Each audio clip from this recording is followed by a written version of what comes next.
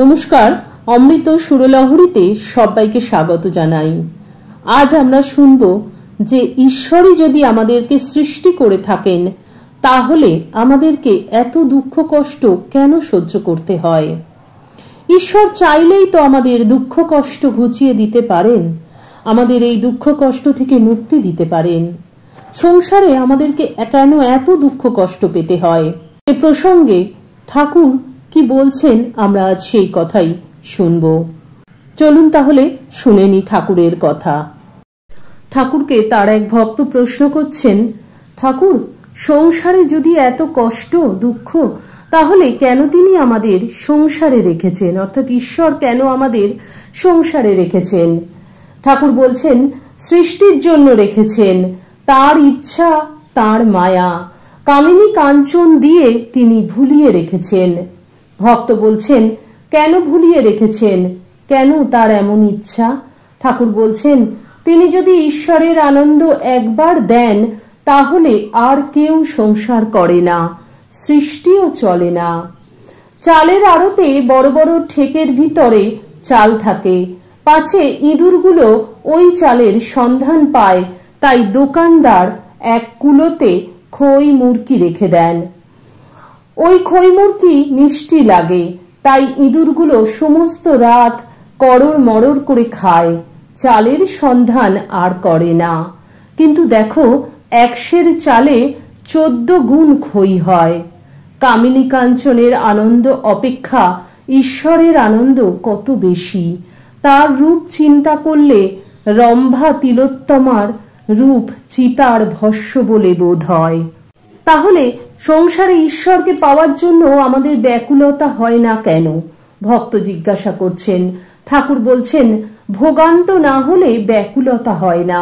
কামিনী কাঞ্চনের ভোগ যেটুকু আছে, সেটুকু তৃপ্তি না হলে জগতের মাকে মনে পড়ে না। ছেলে যখন খেলায় মত্ত হয়, তখন মাকে চায় না। খেলা সাঙ্গ হয়ে গেলে তখন বলে, মা যাব।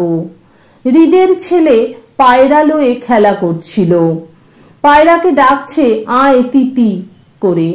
পায়রা লয়ে খেলা তৃপ্তি যাই হলো, অমনি কাঁদতে আরম্ভ করলে। তখন একজন অচেনা লোক এসে বললে, আমি তোকে মার কাছে লয়ে যাচ্ছি, আয়। সে তারই কাঁধে চড়ে অনায়াসে গেল। তাহলে আমাদের এই সংসারে আসতে হয় এই ভোগান্ত নেওয়ার জন্য, সংসারে জ্বালা পোড়া যন্ত্রণা নেওয়ার জন্য, সৃষ্টির জন্য। যখন আমরা সেই সংসারের জ্বালায় দগ্ধ হই, তখন আমরা ঈশ্বরের কাছে যাই। তার আগে অবধি আমাদের সেই ব্যাকুলতা, সেই অনুরাগ আসে না ঈশ্বরের প্রতি।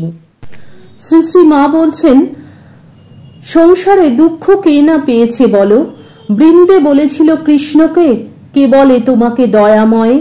রাম অবতারে সীতাকে কাঁদিয়েছ, কৃষ্ণ অবতারে রাধাকে কাঁদাচ্ছ, আর কংস কারাগারে দুঃখ কষ্টে দিনরাত কৃষ্ণ কৃষ্ণ করেছে তোমার পিতামাতা। তবে যে তোমাকে ডাকি, তা এই জন্য যে তোমার নামে সমন ভয় থাকে না।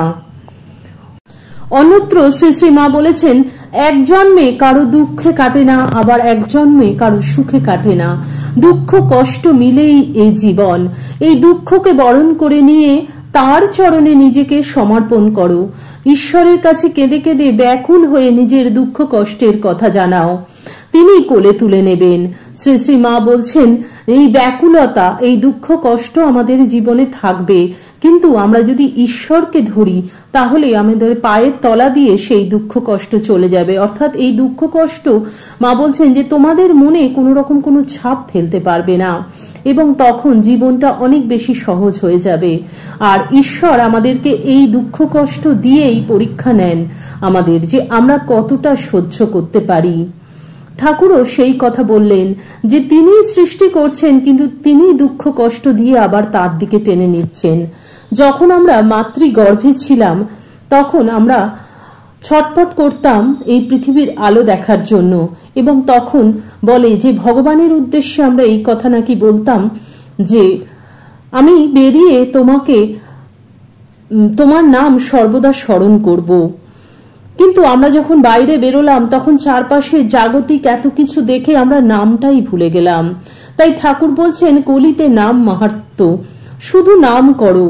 এই নাম তুমি যত নেবে, যত ব্যাকুল হয়ে ঈশ্বরকে ডাকবে, তত তোমার দুঃখ কষ্ট ঘুচে যাবে এবং তুমি ধীরে ধীরে ঈশ্বরের পথে এগিয়ে যেতে পারবে, ঈশ্বরের দিকে আরো বেশি এগিয়ে যেতে পারবে।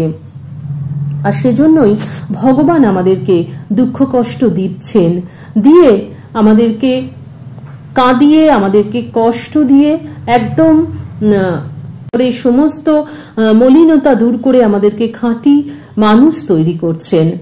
আর সেজন্যই আমাদের দুঃখ তিনি দেন। আশা করি আজকের এই আলোচনা আপনাদের ভালো লাগলো। আজকের মতন এখানে বিদায় নেব। যেতে যেতে ছোট্ট একটা অনুরোধ আপনাদের কাছে করব, আপনারা যারা আমাদের চ্যানেলটি এখনো সাবস্ক্রাইব করেননি, প্লিজ সাবস্ক্রাইব করে আমাদের চ্যানেলটি পাশে থাকুন, তাহলে অনেক ভালো ভালো কথা ঠাকুর মায়ের শুনতে পাবেন। ঠাকুর মায়ের কৃপায় আপনারা সকলে খুব ভালো থাকুন, সুস্থ থাকুন, সকলের মঙ্গল হোক, সকলের ভালো হোক। হরি ওম তৎসৎ। রামকৃষ্ণ অর্পণমস্তু। জয় মা শারদেশ্বরী, জয় তু স্বামীজি মহারাজ, জয় গুরু মহারাজ জি।